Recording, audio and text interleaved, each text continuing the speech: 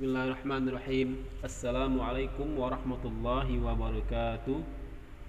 Alhamdulillahilladzi bi ni'mati tatimmus shalihat. Asyhadu an la ilaha illallah wahdahu la syarikalah wa asyhadu anna Muhammadan abduhu wa rasuluh.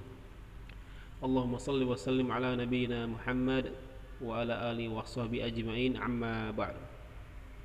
Alhamdulillah, puji dan syukur selalu kita persembahkan kepada Allah Subhanahu wa taala atas segala nikmat yang telah Allah berikan kepada kita semua.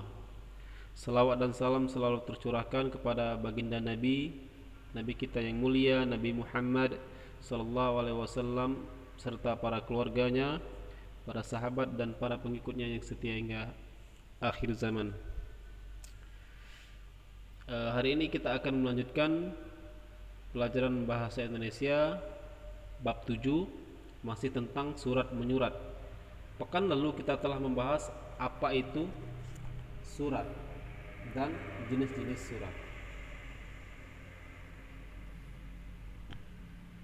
Seperti yang sudah kita bahas pada pekan lalu, surat adalah media komunikasi atau sarana komunikasi secara tidak langsung dalam bentuk tulisan yang digunakan oleh pihak atau orang yang dikirimkan ke orang lain atau pihak lain dengan tujuan menyampaikan informasi yang penting. Dua jenis surat yaitu jenis surat pribadi dan surat dinas.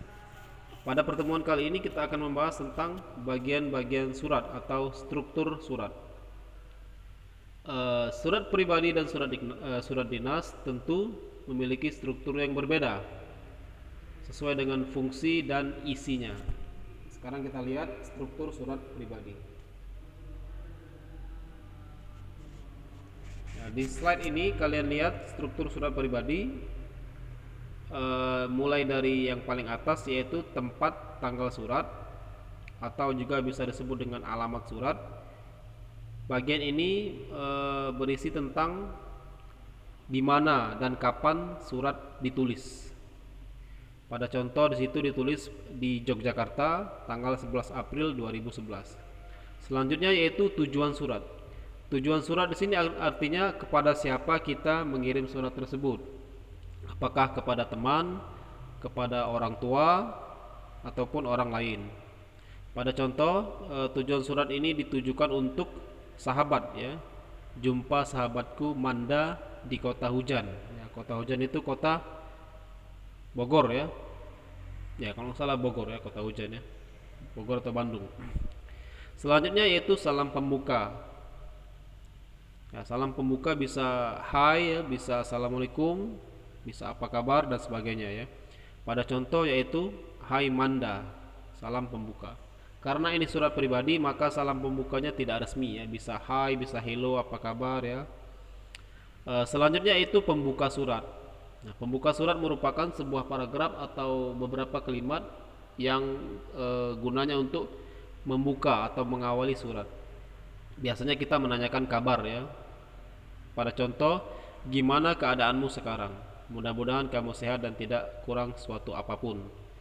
Nah, lihat, perhatikan bahasa yang digunakan, ya. Gimana merupakan kata yang tidak baku, ya, karena ini surat pribadi. Selanjutnya yaitu isi, ya. Paragraf selanjutnya yaitu isi surat. Isi surat di sini maksudnya maksud, ya, tujuan, ya. Tujuan atau maksud kita menulis surat kepada seseorang.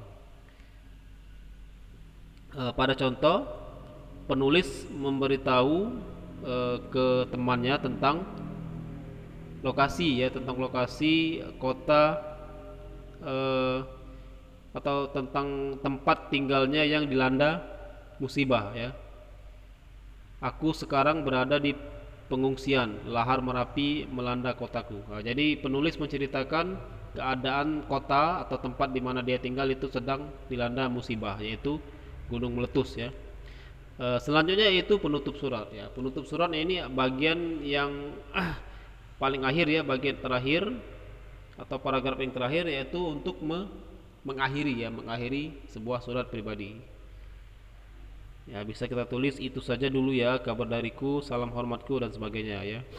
Dan diakhiri dengan salam penutup serta nama pengirim ya.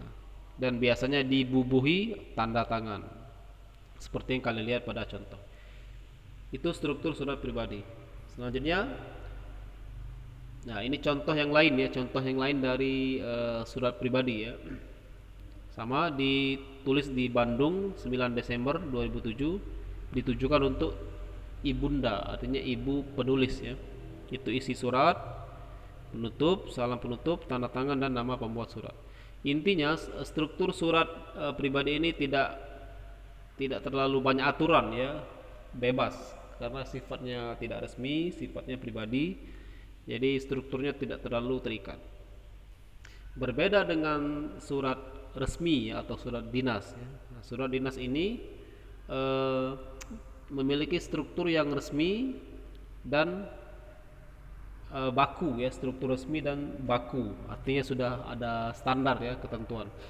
Nah, di sini di slide kalian lihat ada 13 bagian ya, 13 bagian dari struktur surat. Mulai dari kepala surat, tanggal, nomor surat sampai tembusan ya, sampai tembusan. Nah, ini contohnya ya, contoh dari surat resmi atau surat dinas. Bagian paling atas yaitu kop surat ya, atau kepala surat. Nah, kop surat ini berisi tentang identitas institusi atau badan yang mengeluarkan surat tersebut. Bisa itu dinas pendidikan ya, Kementerian Agama, sekolah, OSIS ya, organisasi yang lainnya,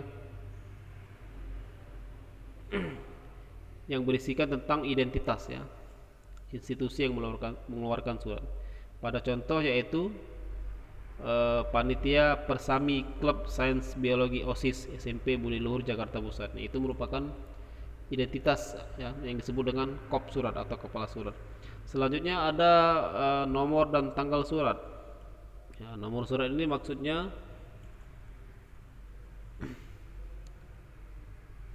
sudah berapa surat ini ke berapa kali ya.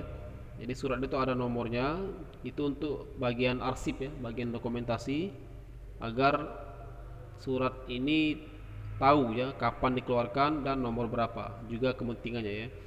Ya, tanggal surat sama seperti dengan surat pribadi, ada tanggalnya ya, tanggal pembuatan surat. Terus ada lampiran. Nah, lampiran itu artinya file atau berkas yang dikirimkan selain surat ini ya. Terus perihal. Perihal di sini artinya apa maksud dari surat ini. Nah, kalau di sini perihal itu tujuannya untuk permohonan izin. Setelah itu alamat tujuan surat ya, yang terhormat kepada Kuarcap Jakarta Pusat di Jakarta. Alamat tujuan surat ini artinya kepada siapa surat ini ditujukan. Lalu ada salam pembuka sama seperti surat pribadi. Ada paragraf pembuka, isi, paragraf penutup dan salam penutup.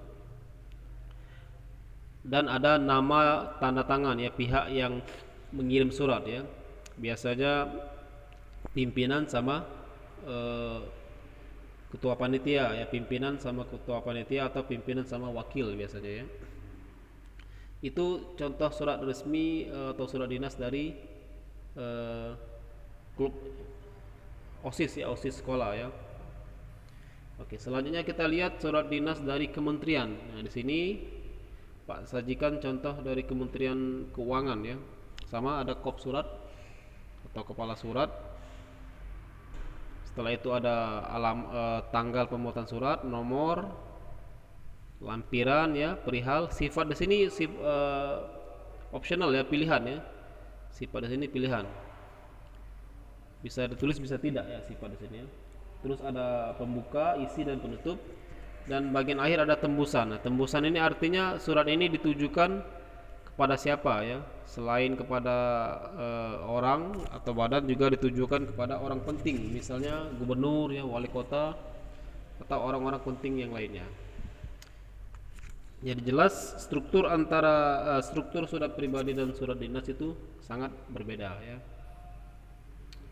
Oke, sekarang waktunya tugas. Nah, perhatikan tugasnya ya, tugasnya tidak terlalu berat. Silakan buka buku halaman, nggak jelas ini, Ya, baca contoh surat pribadi dan surat dinas di halaman 146, kalau nggak salah 145 sampai 146 ya. Cukup baca contoh kedua surat tersebut, lalu pelajarilah perbedaan struktur kedua jenis surat tersebut.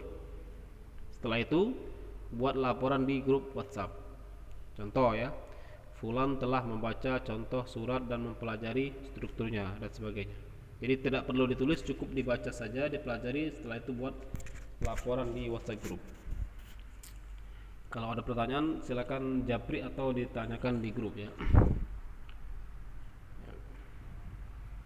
Oke, kita akhiri dengan doa penutup majelis. Subhanakallahumma wa bihamdika asyhadu an la ilaha illa anta astaghfiruka wa atubu ilaik. Assalamualaikum warahmatullahi wabarakatuh.